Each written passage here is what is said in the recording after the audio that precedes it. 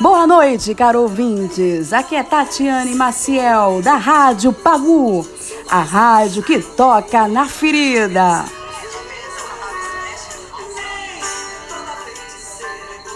E no episódio de hoje, contando outras histórias historicamente sonegadas pela estrutura patriarcal vigente, vamos falar um pouco sobre a educação da mulher na época do período imperial.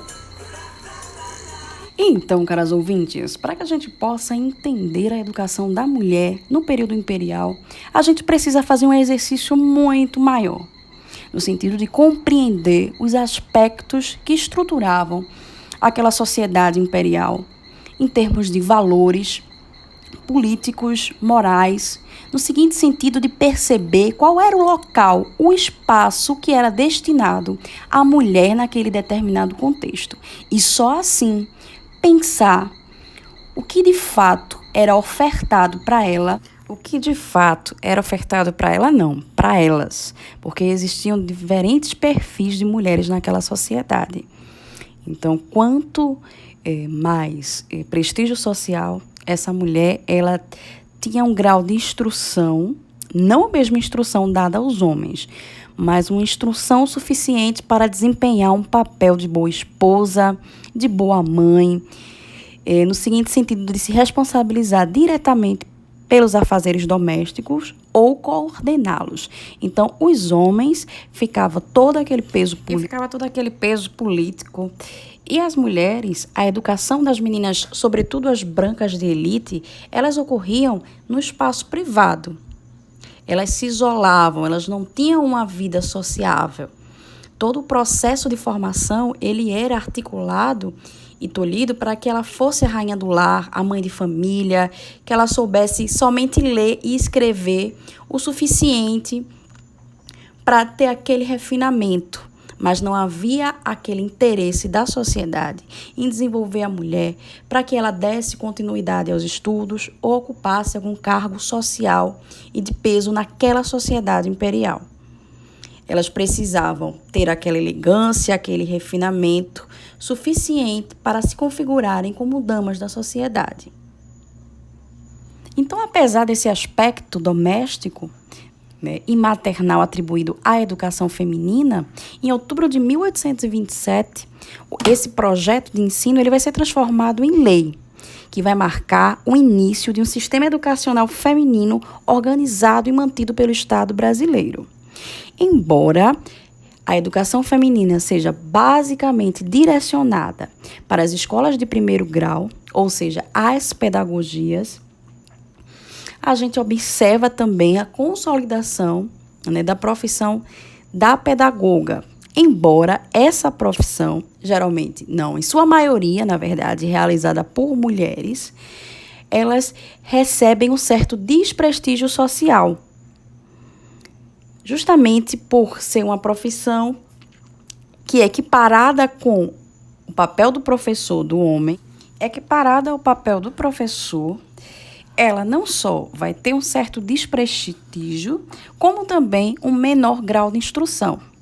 Visto que para as mulheres ensinarem, as pedagogas ensinarem nas escolas de primeiro grau, bastavam apenas que elas pudessem ler. Ou seja, não havia também uma estrutura de uma formação,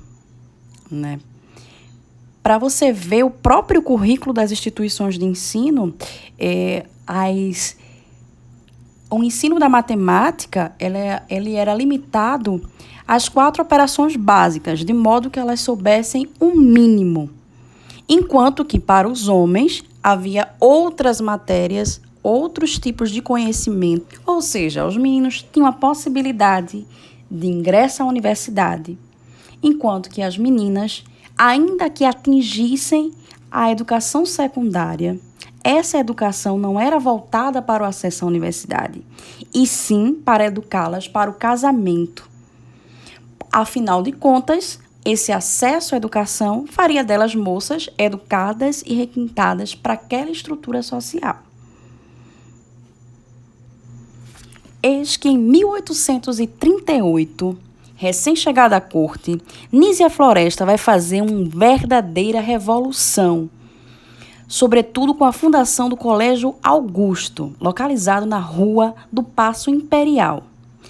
Essa instituição de ensino, ela propunha uma pedagogia diversa que vinha sendo aplicada até então, ou seja, ela era voltada para a educação feminina, mas aí ela não versava apenas o ensino para preparar a mulher para ser boa esposa, e sim para ela ter acesso a diversas áreas de conhecimento, destacando o ensino de latim, francês, italiano, inglês, estudos direcionados à gramática e literaturas, estudos de geografia, história do Brasil, prática de educação física.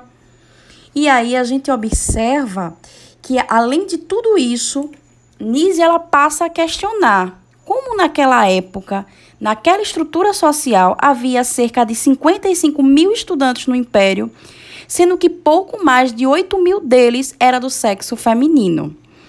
Então, embora ela tenha ainda uma visão um pouco tímida, visto que ela faz parte daquela estrutura social, mas ela começa a questionar o papel da mulher naquela sociedade. Sobretudo, ela passa a questionar a desvantagem em relação ao universo masculino.